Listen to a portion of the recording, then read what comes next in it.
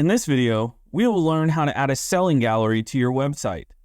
To get started, you will first need to create a price list and connect to our payment processors to begin selling. If you have not already done this, please contact our helpful support team or visit our support center for more information. Once you've completed the initial setup steps for selling, you can then go into the website area of your account to access the website editor. From here, select the page that you'd like to add this selling gallery to, and choose the plus icon and the location that you'd like to add this gallery. Within the block options, choose Linked Gallery.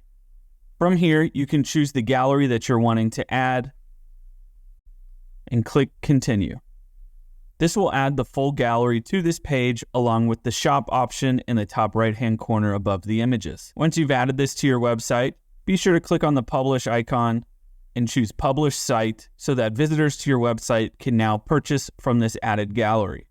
For more assistance, please contact our support team or visit our support center for more information.